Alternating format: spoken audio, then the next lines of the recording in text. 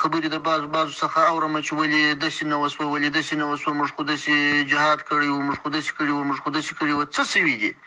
کوم د شریعت څخه مخالف عمل په دې نظام کې سوی دی هغه دې څوک ماته راوښي چې دا کار سوی دی دا د شریعت څخه مخالف سوی دی. خو دا نظام دی دا مشران چې دي دا ستاسې مشران دي او د دې ټول نظام بار یې پر وږو دی. د دې نظام د بچ کېدو په خاطر د دې نظام د ساتنې په خاطر د دې نظام د حفاظت په خاطر ځینې مصالح داسې مصالح چې هغه مشروع مصالح وي هغه باید په نظر کې ونیول شي.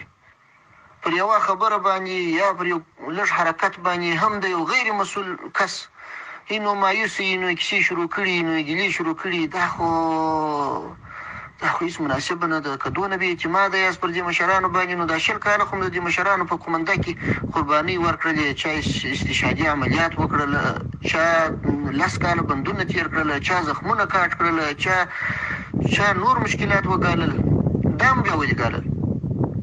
نو هیڅ مشر ان شاء الله تعالی داسې نه کوي چې هغه خدای نه کرده ستاسو د وینو سره یا ستاسو د دې قربانیو سره خیانت وکړي.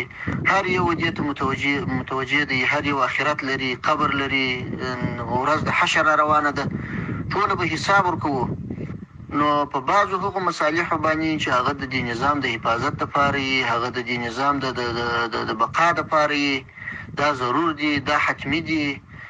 نو که یو څوک داسې چې په یو ماسې فکر باندې په یو خپل یو کوچني دماغ باندې د ټول نظام پالیسي ردوي یا د ټول نظام پر پالیسي باندې رد کوي دا سړی نو بیا نه د نظام ته وفاداره سړی دی او نه هغه هدف ته وفاداره سړی دی او نه په دغه طریقه باندې بیا دی په دې نظام کې چلیدلی شي او نه کار کولی شي نه خدمت کولی شي.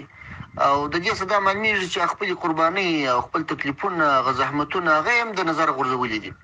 نو خبره راسه اوږده شوله الله تعالی مو وساته الله تعالی مو ټولې ستړیاوې ټول تکلیفونه ټول زحمتونه ټول مشکلات قبول کړه. الله تعالی دې د ټولو شهیدانو شهادتونه قبول کړي. الله تعالی دې و کورنیو ته صبر جمیل او نعم البدل ور نصیب کړي.